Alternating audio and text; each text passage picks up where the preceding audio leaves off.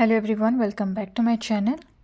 In this video, we will be discussing a very important topic in SRE, which is blameless postmortem. So let's start. First, let's understand what is a postmortem. So a postmortem in site reliability engineering is a formal retrospective analysis of an incident, outage, or any service disruption. Its main purpose is to document what happened, why it happened, and how similar incidents can be prevented in the future. So it's not about assigning the blame, it's about understanding and improving what happened and how it could be prevented in the future. Now, what is a blameless postmortem? A blameless postmortem removes individual blame from the equation and focuses on systematic causes. It recognizes that engineers make decisions based on the information available to them at that time, and mistakes are often the result of gaps in systems, tools, or processes, and people should feel safe to report the incidents honestly without any fear of punishment. This approach fosters a culture of psychological safety, learning, and continuous improvement. Now, why blameless postmortems are important? First thing, it encourages the openness. Team members are more likely to report problems and share honest insights. Then it improves the systems. By analyzing root causes without bias, you improve the system design and resilience. It prevents repeat incidents. Lessons learned become the future safeguards. Then it builds a learning culture. Mistakes are seen as opportunities for growth. And it increases the trust. Teams develop confidence in each other and the organization.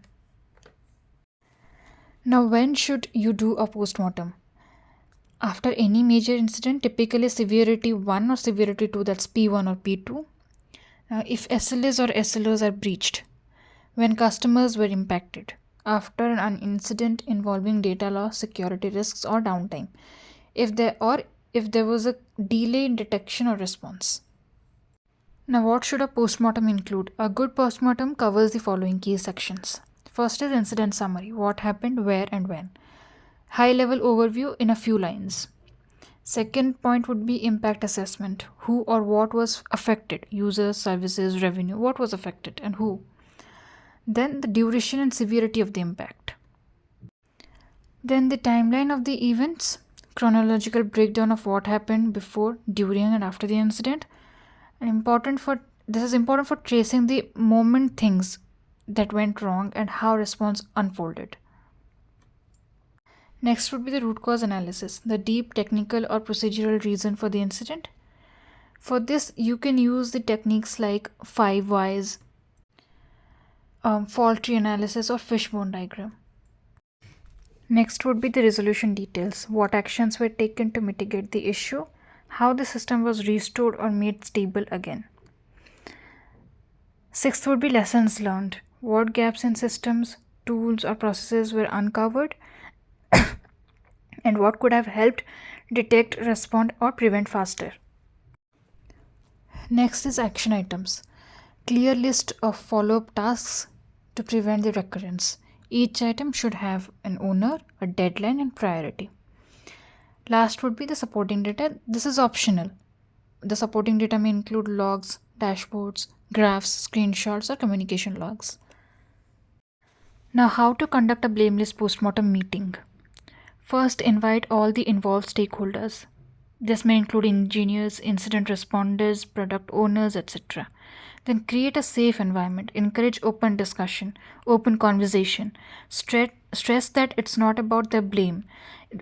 No one should start a finger pointing thing. It should be like an open discussion, just encouraging everyone to give their opinions on what went wrong and what could be done to prevent all of this. Next would be go through the timeline together, clarify and validate the facts. You should clarify and validate that the timelines given to you are correct from your team members. Next, identify the failures in the system and not the people. What was lacking in the system, and not just blaming the people who forgot what or who did the mistakes. Then discuss the fixes and action items. Focus on a systematic improvement, like a step-by-step approach, how to go about it. Now, commonly used tools in this process are like for documentation, it's Confluence or Google Docs or Notion. For incident management, it can be PagerDuty, OpsGenie, or VictorOps. Then for ticket tracking, it could be Jira, Asana, or Trello. For collaboration, Slack, Zoom, or MS Teams. For root cause analysis, it could be Lisuchat, Miro, or Rootly. Now, important cultural guidelines that should be followed during this process is focus on what and why and not who.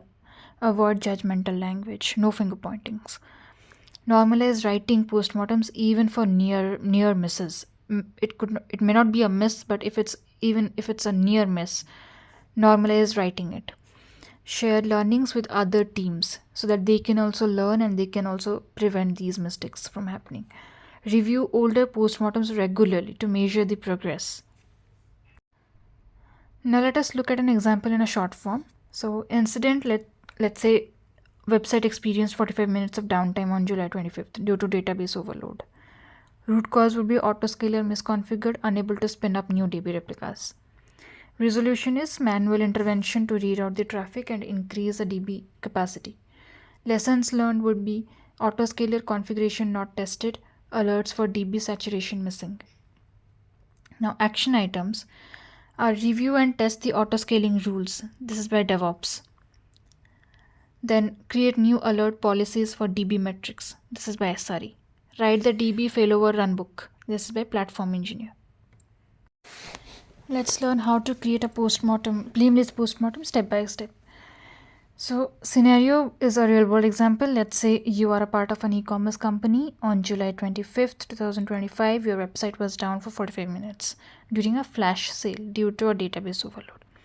So your step 1 would be to collect the incident information first. So note it in this way: date July 25th, 2025, duration 45 minutes. Note the time as well, from 12:30 p.m. to 1:15 p.m. Indian Standard Time. Then note the service affected: website checkout and product pages. These were the pages that were affected. Note the severity. So severity 1, SEV 1. Then customer impact. How many users affected? Let's say 17,000 plus users faced failure during the checkout. A tip is you do this right after the incident ends, when the details are very fresh.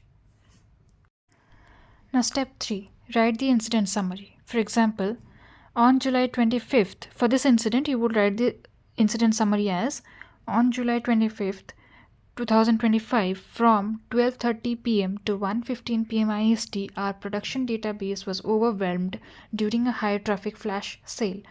As a result, users were unable to access the product pages or complete the purchases. The issue was resolved by manually rerouting the traffic to read the replicas and increasing the DB capacity. Now coming to the third point, step 3, that's describe the impact. So you would describe the impact as 17,000 plus users affected, approx rupees 18 lakhs in lost revenue, negative user sentiment on social media. And last would be SLA breach for 99.9% uptime, monthly target missed. It could not be met. Step 4 would be build the timeline of events. Like this in a tabular format. Like time 12:30 p.m. traffic spike begins as flash sale starts. 12:33 p.m. monitoring tool shows DB latency rising. 12:35 p.m. on-call engineer alerted, pager duty. 12:40 p.m. team notices autoscaler not adding read replicas. 12:50 p.m. manual intervention, traffic rerouted. 1 p.m. database scaling adjusted manually. 1:15 website back to normal.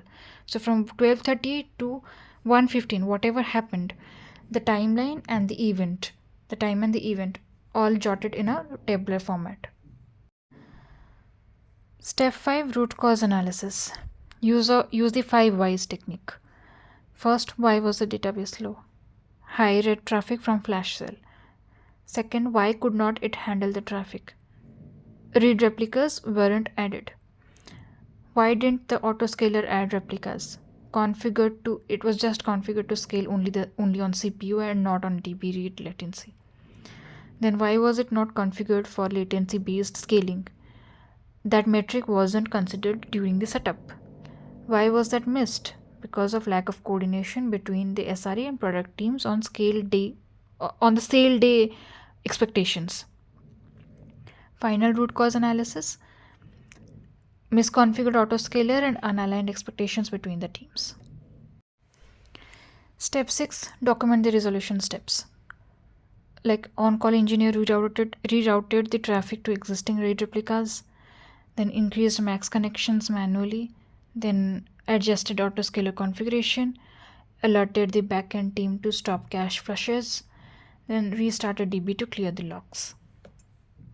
Step 7, lessons learned. DB metrics need deeper monitoring, not just CPU. Flash sale traffic should be load tested beforehand. All the critical sale events should trigger pre-checks and load simulations. Then autoscaler config should be reviewed quarterly.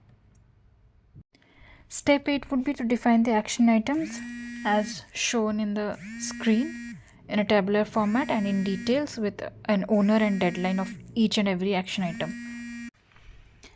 Step 9 is adding the supporting evidences. This is optional, like Grafana screenshots of DB latency, PagerDuty incident logs, Slack or Teams conversation snapshots, or screenshots of the tweets, angry tweets that were done by the users, if relevant. If not, you can leave those. Step 10 would be to conduct a postmortem meeting, Blameless Postmortem meeting. So invite SRE, DevOps, engineering, QA, and product. Emphasize on we are here to learn and not to blame. Walk through the timeline, ask and action items. Encourage input from all the teams and from all the team members.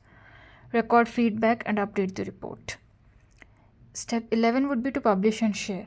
Save the postmortem in a shared space like Confluence, Notion, or internal wiki. Share with leadership and relevant teams. And track the follow-up tasks until all are completed. The key takeaways from this example is a technical failure often results from misalignment, lack of preparedness, or missing signals, not individual errors. So don't blame anyone.